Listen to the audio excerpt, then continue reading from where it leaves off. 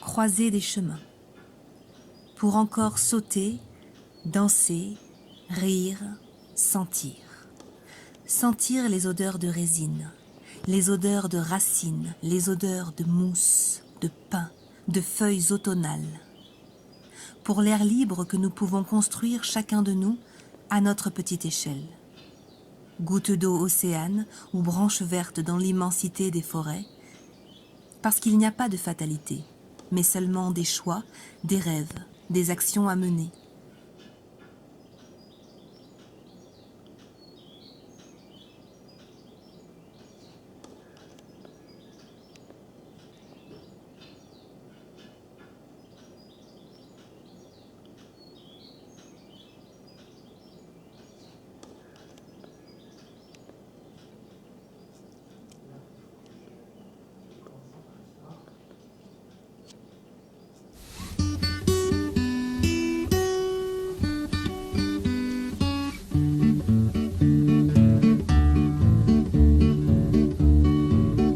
Il vivait en dehors des chemins forestiers.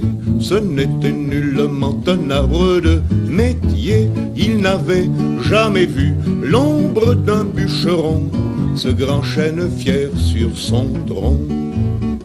Il eût connu des jours filés d'or et de soie, sans ses proches voisins, les pires gens qui soient, des roseaux mal pensants, pas même des bambous, s'amusant à le mettre à bout.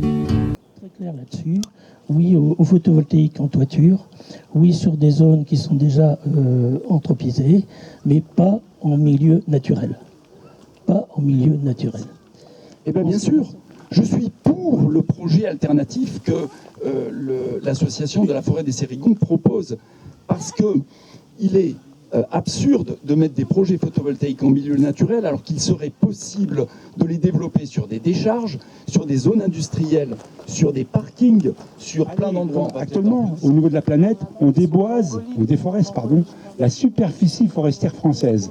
Au niveau de la planète, 16 millions d'hectares tous les ans qui disparaissent. Nous, en France, on puisse revenir à une politique pareille de déforestation par rapport à des parcs photovoltaïques ou autre chose d'ailleurs, qui sont totalement les forêts indispensables pour nous, c'est un anachronisme. On est encore aux 30 Glorieuses ou à la révolution industrielle. On n'a pas évolué vers le 21e siècle et vers les problèmes qui se posent.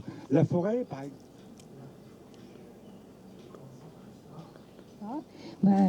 Au lieu d'essayer de protéger les espèces, maintenant, on s'autorise à les détruire. Il y a beaucoup d'oiseaux communs, mais sur les 24 espèces, je me suis amusé à compter, il y en a 19 qui sont protégés.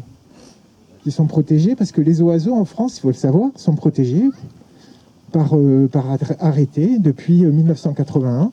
Il est interdit de détruire leur habitat. C'est écrit. C'est écrit, c'est la loi. C'est interdit de détruire leur habitat. Tout le monde s'en fout.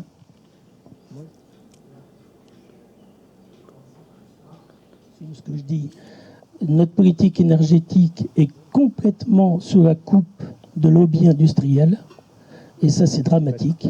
Ensuite, le deuxième point qui me dérange beaucoup avec ce type de projet, c'est plus l'aspect social et économique. Comme toujours, ces gros projets bénéficient à des entreprises multinationales. C'est des travaux qui paraissent assez simples, qu'en gros ce qu'ils vont faire c'est de l'exploitation du bois, du terrassement et de l'installation de panneaux. Et ça, je suis désolé, mais il y a des entreprises en PACA qui sont tout à fait capables de le faire. Donc, des Sérigons, je vais donner aussi un autre petit exemple qui n'a pas été cité, c'est celui de Montmaur. Donc une forêt est rasée pour 20 ans et après il faudra attendre 100 ans, 150 ans pour reconstituer cette forêt. Et à quel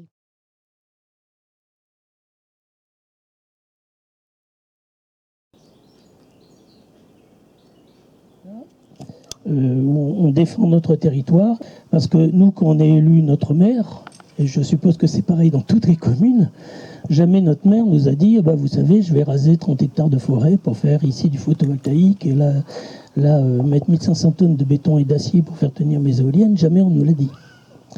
Donc ça pose quand même un problème qui est un problème de démocratie locale et du regard. climatique. Le seul moyen qu'on peut avoir de limiter le réchauffement climatique, c'est le stockage de carbone de la forêt, y compris celle de Sérignon. Il n'y a pas de belles, il n'y a pas de mauvaises forêts, il n'y a que des forêts, et toutes les forêts ont un rôle extrêmement important.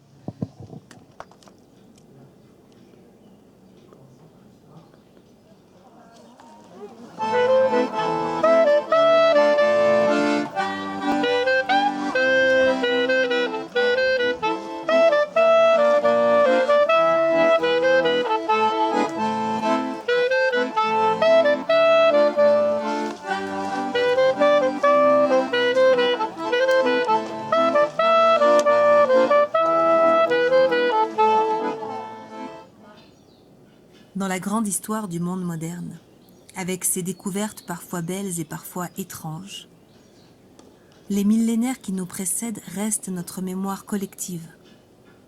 Mémoire d'une harmonie avec les éléments, mémoire d'une histoire où chaque homme aurait son arbre ami, âme sœur et miroir de son enracinement, de ses méandres de réseaux tissés, de sa sève de vie. À toi, enfant, père, mère ou ancien, préserve cette mémoire. Écoute-la depuis ton corps et tes sens. Rappelle-toi que chaque arbre sauvé est une petite parcelle d'espoir et de beauté préservée.